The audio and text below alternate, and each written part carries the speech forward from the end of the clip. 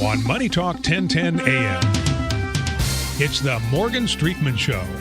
Morgan and Roxanne Wilder are discussing everything from world, national, and local issues to information from the unknown. And since Morgan's an attorney, there'll probably be a little something from the law. Now, here are Morgan Streetman and Roxanne Wilder. Oh, do we have a little to talk about today or what? Oh, boy, do we have some interesting stuff to talk about today. We're going to talk about the Bucks? No, we're not going to talk about... How did the Bucks do, by the way? They must have lost, huh?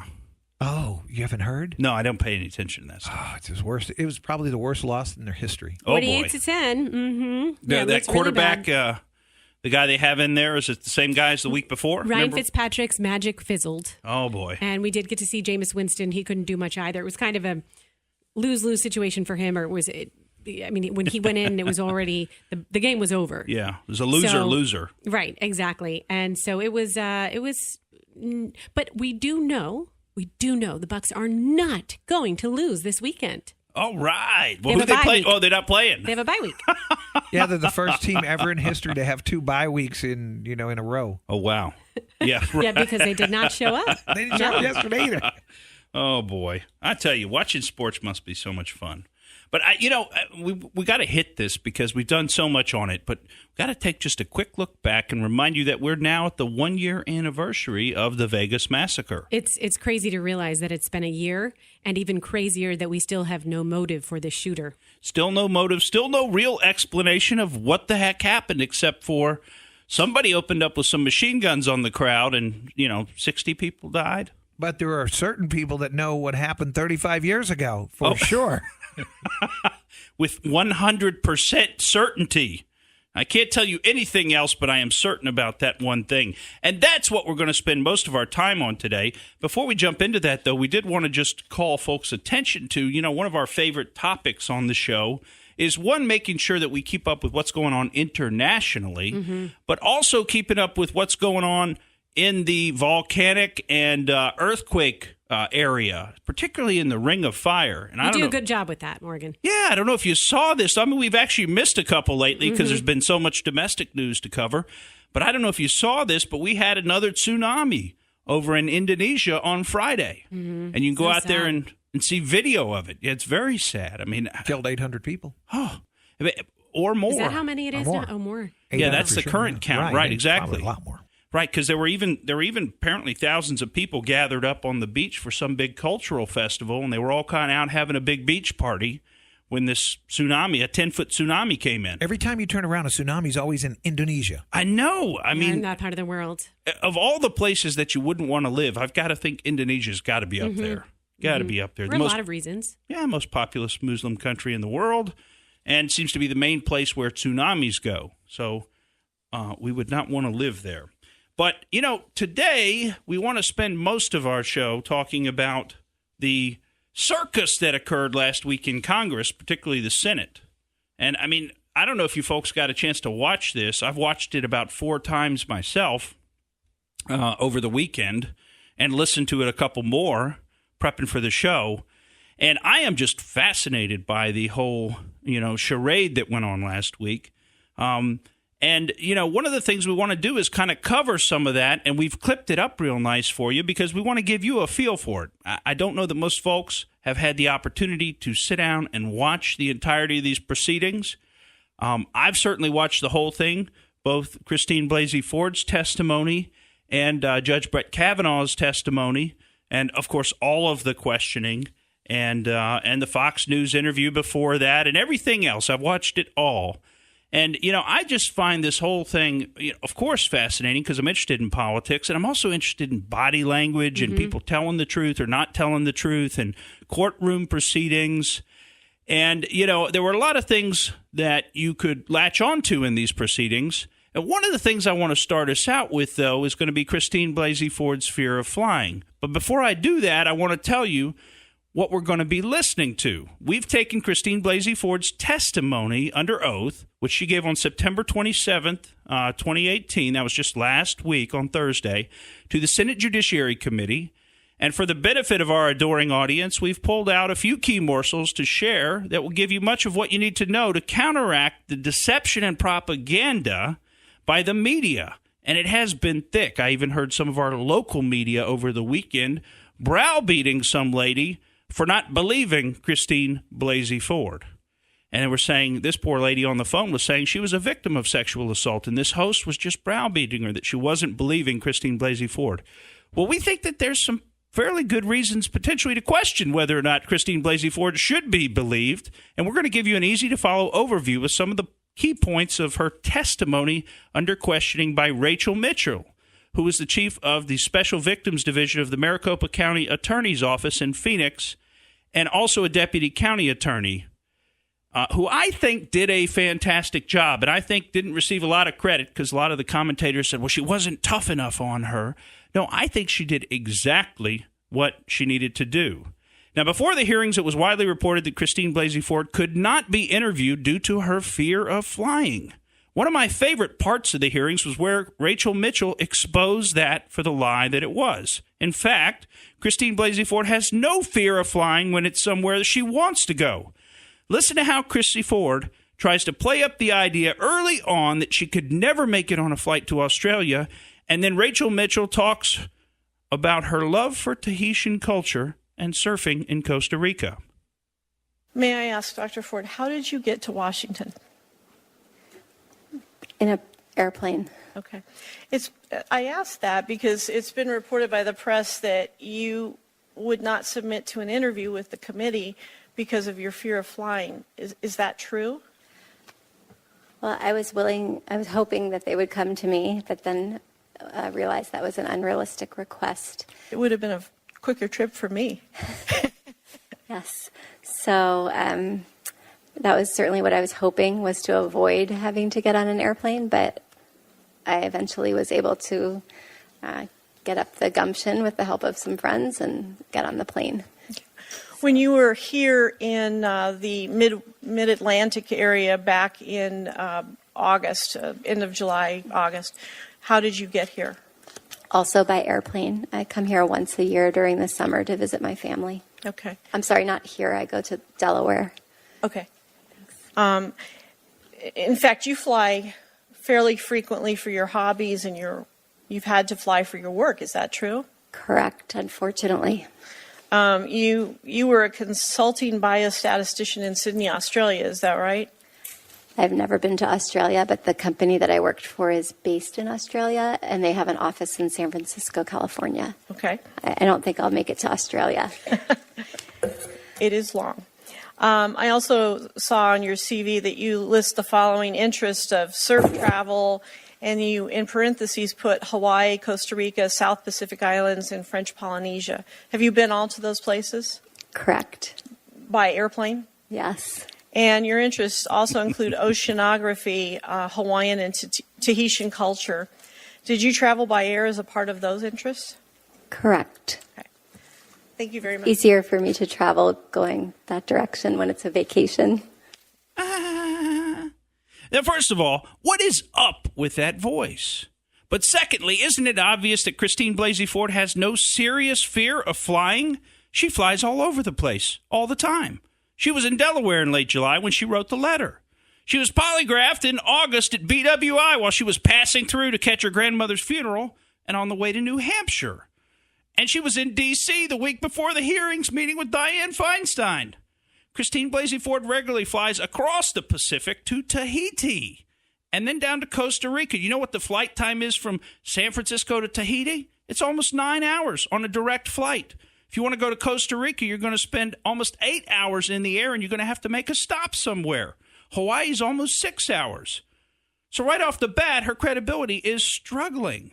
Why did she claim to be afraid of flying when she's clearly not afraid of flying? She even backed up the claim during testimony when she was first asked about it. Then she admitted at the end of questioning how silly it all sounded with the suggestion that it's easier for her to get on an airplane to go on vacation. Yeah, I guess it probably is easier and less stressful than getting on an airplane to fly across the country and tell a tall tale under oath to Congress and the whole world. Listen to Dr. Ford now testifying. Oh, we're down to 10 seconds before the music or 10 seconds before the break, Pat George? Before the break. Yeah, oh, my goodness. There you go. Here we go. So we're going to break now. We're going to come right back on the Morgan Streetman Show with a lot more on Christine Blasey Ford. back on the Morgan Streetman Show. You know, before we went to break, we had a little miscommunication there because I thought we were about 30 seconds ahead of where we were. We would not have let all that music play there. We have a lot of stuff to cover, and so we're going to keep going right at it with coverage of the hearing last week in front of the Senate Judiciary Committee and the testimony of Christine Blasey Ford. Now, let's listen to her talking about when she accessed her therapy records where she remembered describing the assault. Clip 1. Now, you've talked about attending therapy. In your text to the Washington Post dated 7/6, so that's the very first statement we have from you, you put in there, quote, have therapy records talking about it. I want to make sure I understand that. Did you already have your therapy records at that time? I had looked at them online to see if they existed, yes. Okay, so this was something that was available to you via a computer, like a patient portal? Actually, no, it was in the office of a provider. Okay. She helped me go through the record to locate whether I had record of this conversation that I had remembered. That sounds a little fishy, doesn't it? And back to that voice. Could we please use our big girl voice when testifying to Congress? Doesn't that strike you as being contrived? Do you think she lectures her college students in that voice? I mean, that voice is really something else.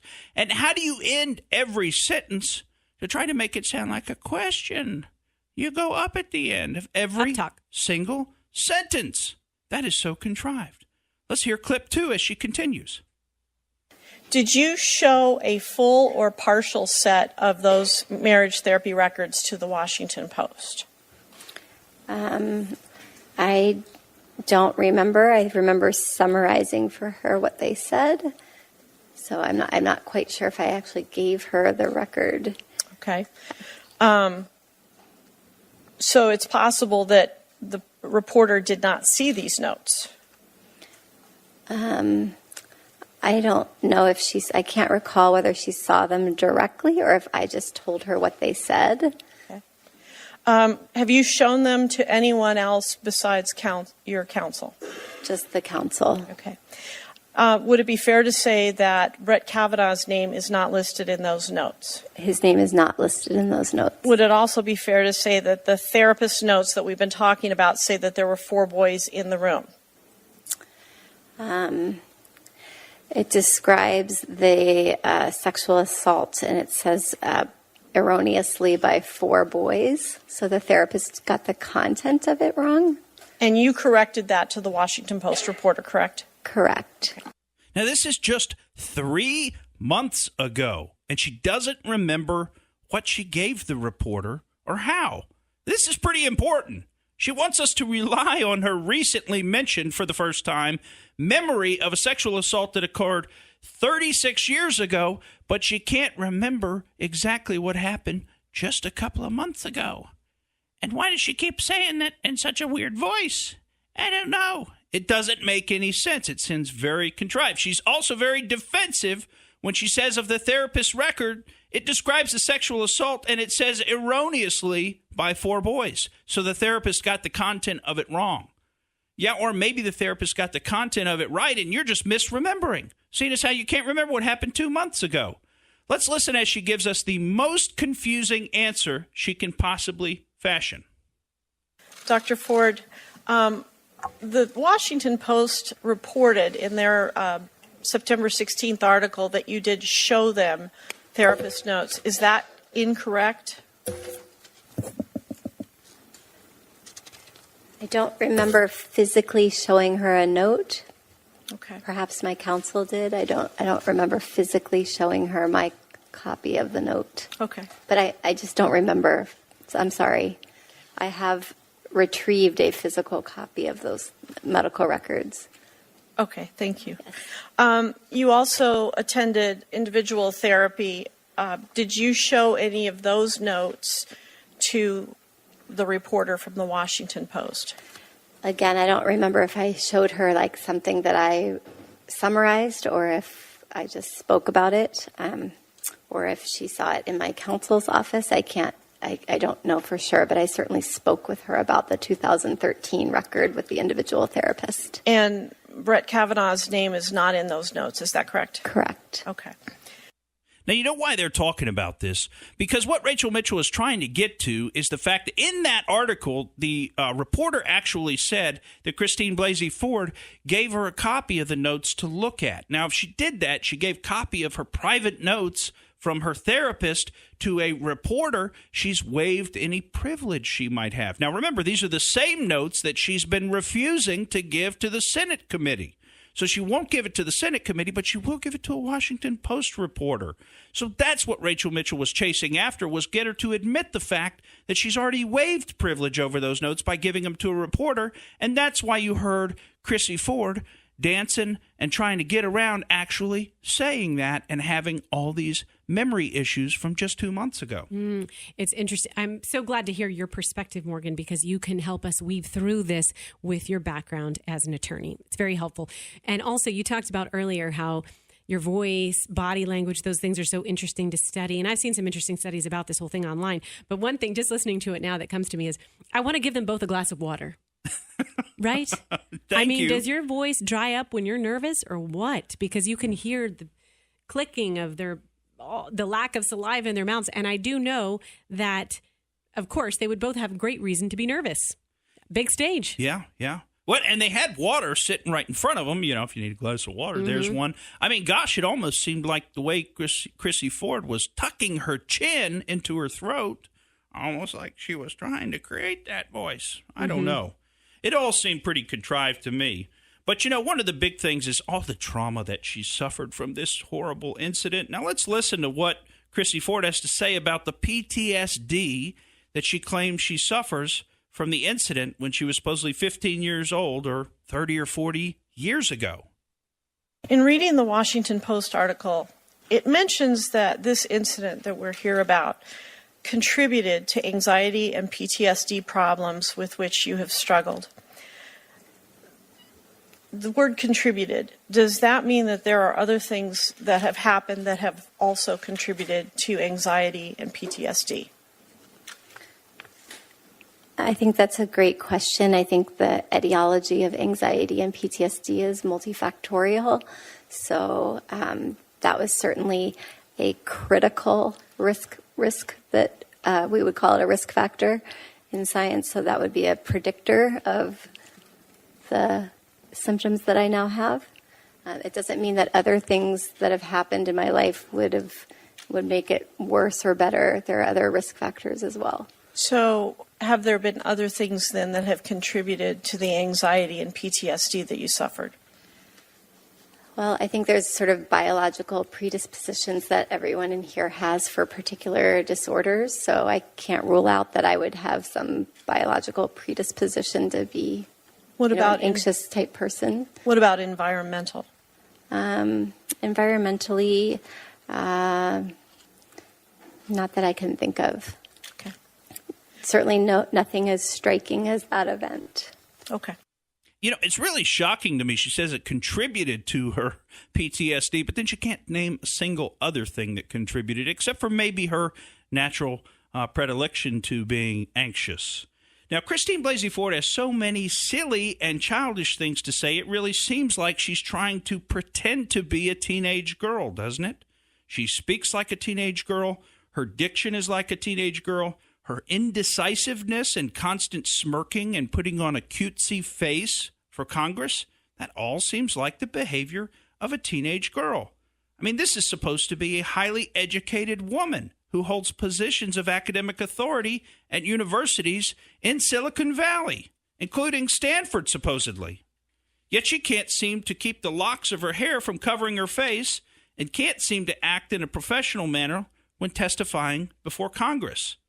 Given that she claims to be a psychologist, she should be very familiar with psychotherapy, hypnosis, polygraphs, and other such common methods in research and practice.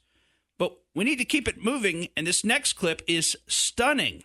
Does this sound like the thought process of a highly trained, highly logical, academic, scientific mind?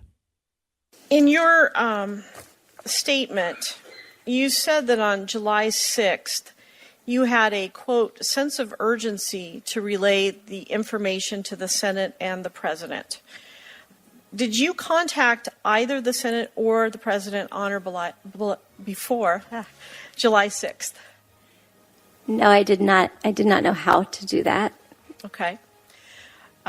Prior to July 6th, had you spoken to any member of Congress, and when I say Congress, I mean the Senate or the House of Representatives, or any congressional staff members about your allegations? No. Why did you contact the Washington Post then on July 6th? So I was panicking because I knew the timeline was short for the decision, and people were giving me advice on the beach, people who don't know about the processes, but they were giving me advice, and many people told me. And we're back on the Morgan Streetman Show. We're going to try to pick up where we left off with Christine Blasey Ford. Somebody said, call the New York Times, call the Washington Post, put in an anonymous tip, go to your congressperson. And when I weighed those options, I felt like the best option was to try to do the civic route, which is to go to my congressperson, who happens to be Anna Eshoo. So I called her office, and I also put in the anonymous tip to the Washington Post, and unfortunately, neither got back to me before the selection of the nominee. You can't imagine how they might not have gotten back to an anonymous tip, could you? I mean, how in the world would they know who it was, right, if it was really an anonymous tip? But anyway, I just want to say I am absolutely stunned by her testimony. I don't know if you caught that there because of the break placement, but she literally said that she didn't know what to do. She felt like there was some kind of pressure from some kind of timeline. One wonders what timeline was she talking about? But she had to go to the beach and ask a bunch of people, and she doesn't know who they were, and they don't know about this kind of stuff, but she just got a bunch of different advice from them, and then she picked some advice out of the choices that they gave her. I mean, to say I cannot believe it is to put my evaluation of the matter very plainly. It simply does not have the ring of truth to it, but instead it almost seems to have been composed on the fly. I mean, I'll tell you what I think could be the truth. It could be, in fact, that she talked to a bunch of people on the beach, but that bunch of people was a group of close friends of hers and political operatives who she does know who they are. She just doesn't want to admit it now and give up their names. So instead, she claims it was a random, unknown group of people on the beach that advise her. Regardless of her motives, if she would lie on one point, then she would lie on other points. Isn't that what they keep saying about Kavanaugh? Well, let's look at her testimony. Let's look at all the inconsistencies and holes in her testimony that call her credibility into question. Let's keep going with this because she has some really interesting stuff to say. Here's what she's got to say about her polygraph test. Based on the advice of the council, I was happy to undergo the polygraph test, although I found it extremely stressful, much longer than I anticipated. I told my whole life story, I felt like, but I endured it. It was fine. I endured it. It was fine. I mean, she's all over the place. I mean, she's all over the place. But she based on the advice of the council. Why does she keep saying the council instead of my council? What's she talking about? Quick question. She talks about the long polygraph. It's hard to find what's true and what's not, but I did read a story that said that it was a 2-question polygraph. Yeah, given by the people who gave the polygraph, said it was 2 questions. Well, that's exactly right. And remember, she was trying to catch a flight. She was on the way somewhere.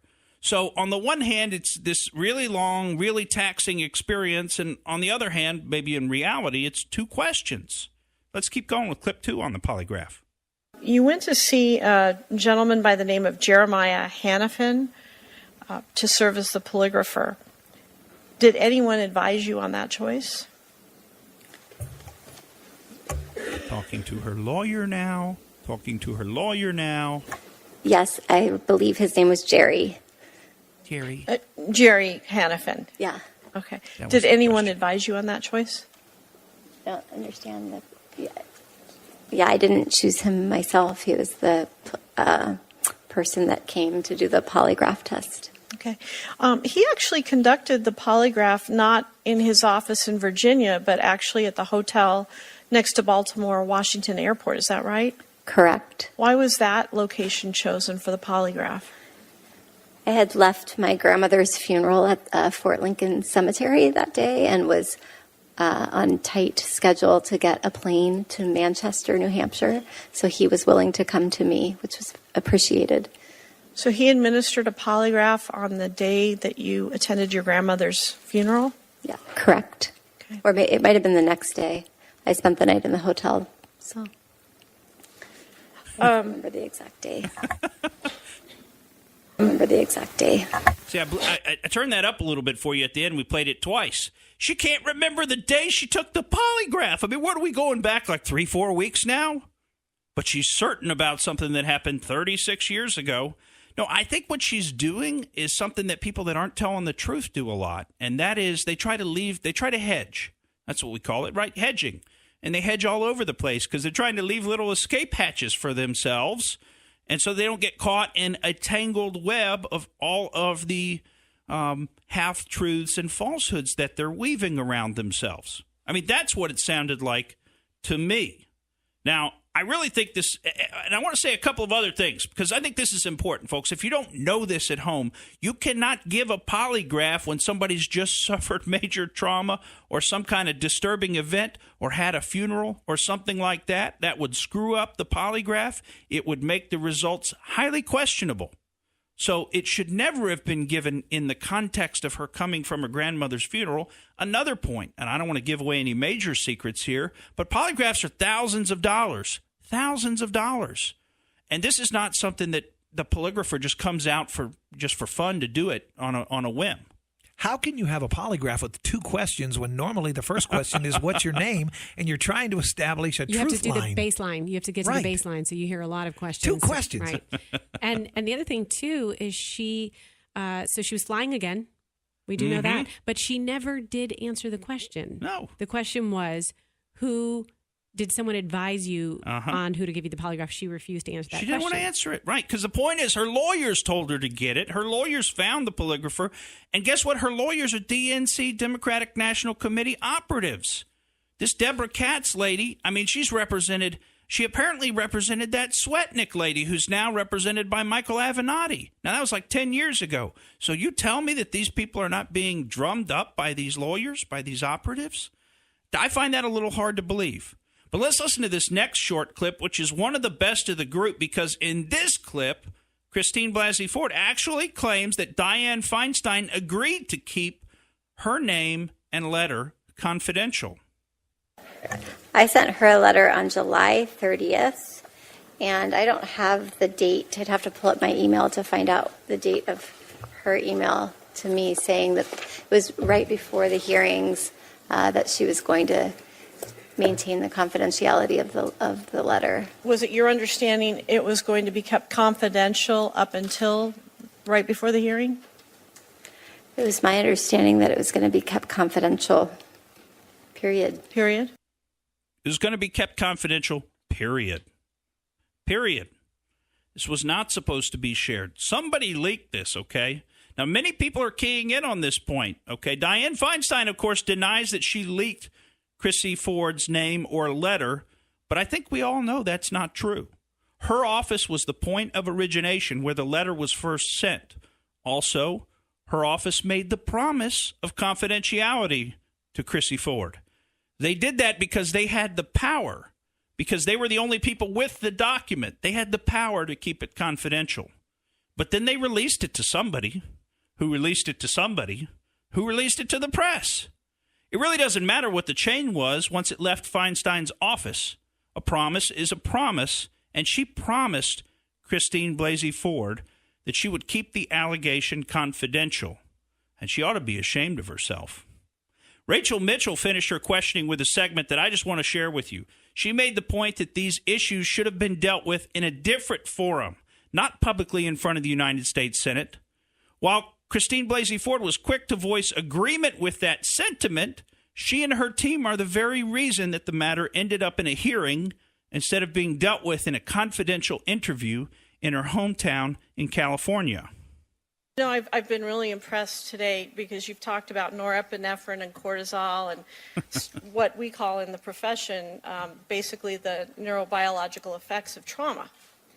Have you also educated yourself on the best way to get to memory and truth in terms of interviewing victims of trauma?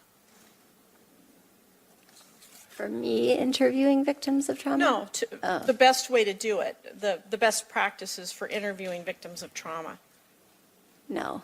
Okay. Would you believe me if I told you that there's no study that says that this setting in 5-minute increments is the best way to do that?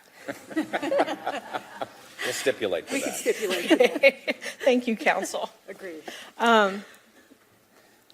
Did you know that the best way to do it is to have a trained interviewer talk to you one-on-one in a private setting and to let you do the talking, just let you do a narrative? Did you know that? That makes a lot of sense.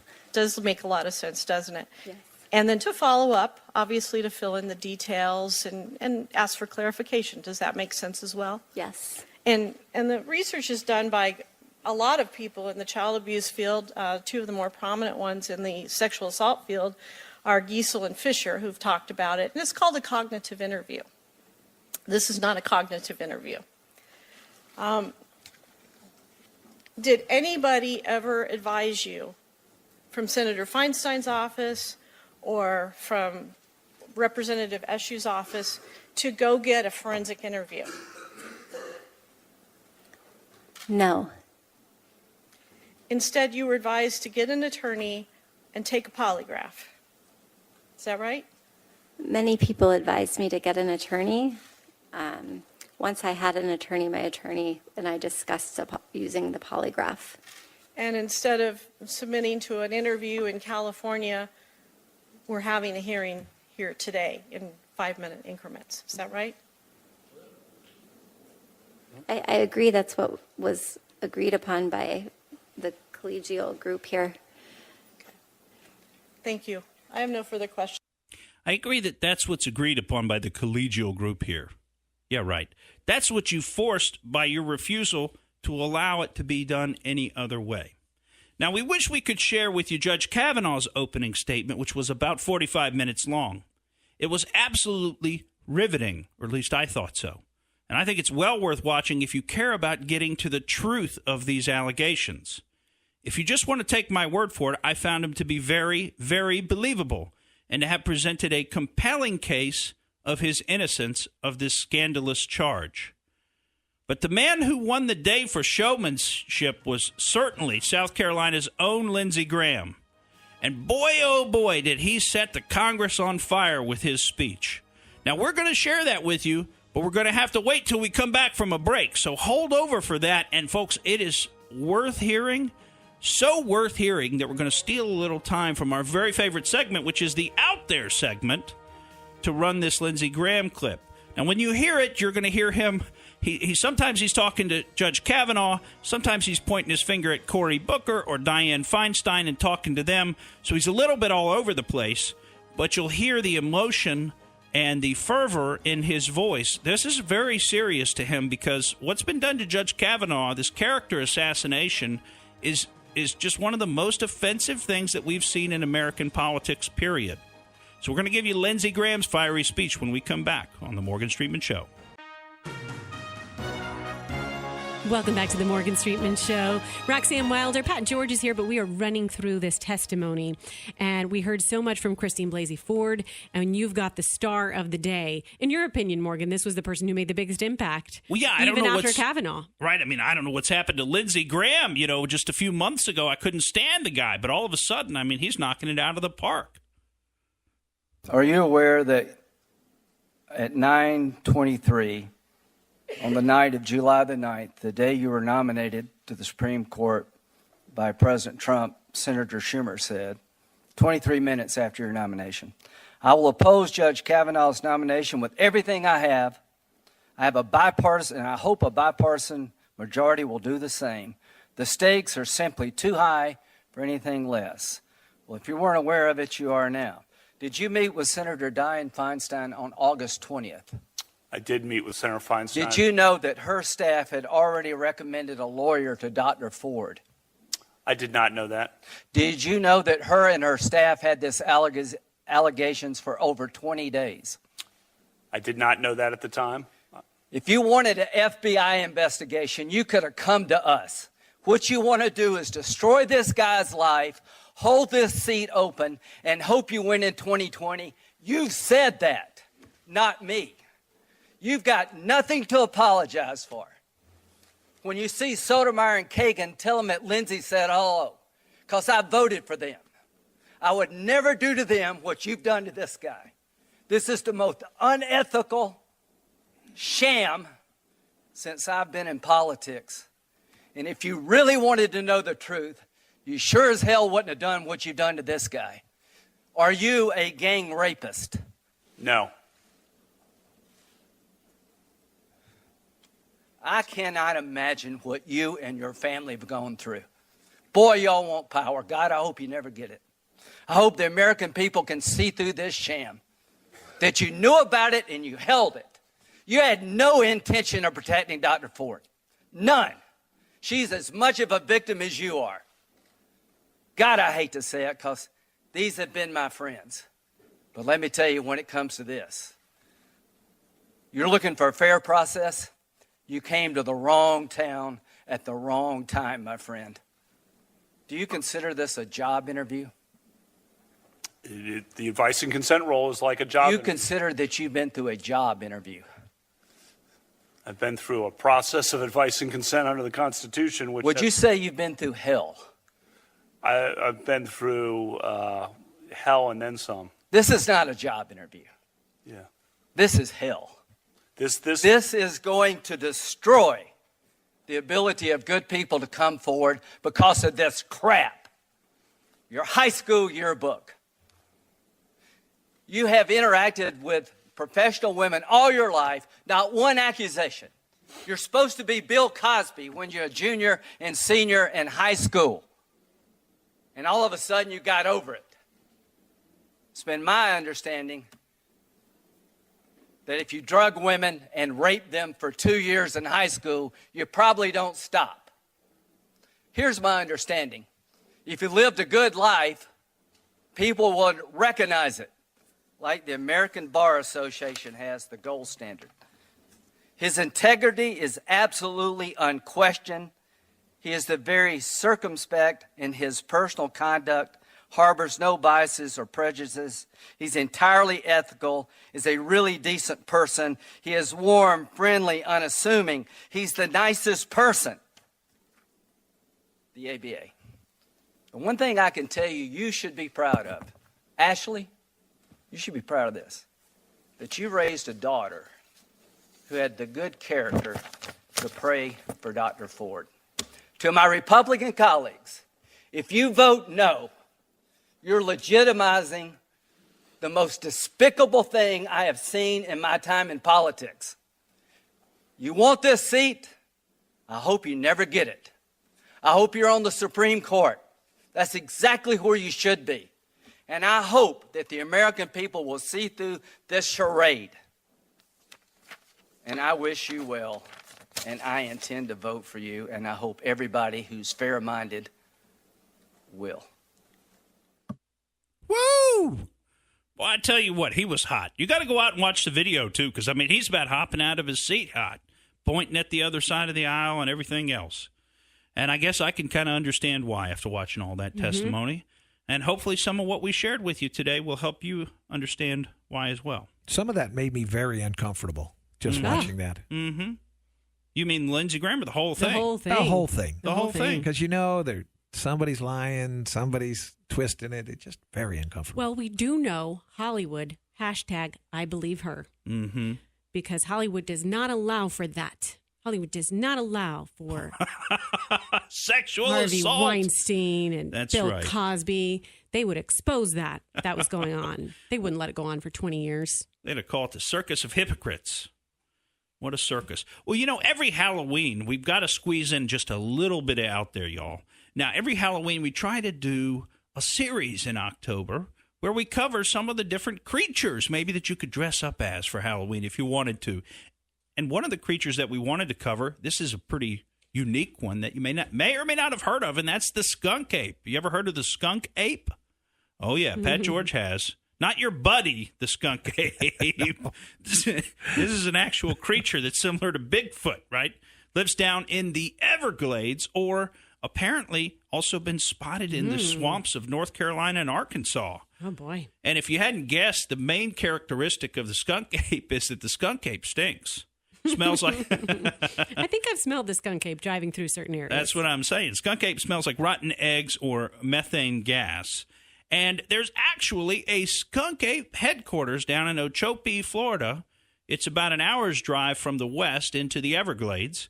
And they study the skunk apes there. And apparently the founder of that particular research institution has seen a skunk ape himself 3 times, starting the first time when he was 10 years old and traipsing through the Everglades with his brother. And his brother and he saw a skunk ape, and that started his lifelong passion. Now, these skunk apes, unlike Bigfoot, are apparently not completely solitary, and they've been spotted traveling in packs from time to time. The male skunk ape, according to the research institution at Skunk Ape headquarters, the male skunk apes can be about 6 to 7 feet tall and 450 pounds, which is big, but it's not as big as a Bigfoot. Now, the females are really a lot smaller.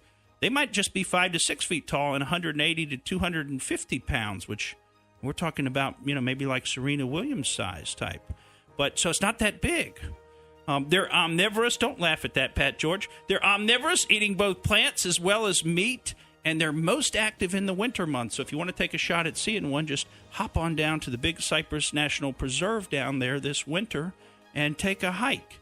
Now, I have to report that the Committee for Skeptical Inquiry says that there's never been a substantiated sighting of the skunk ape, and the evidence for them is extremely weak, being the most unreliable type of evidence, which is eyewitness testimony of all things.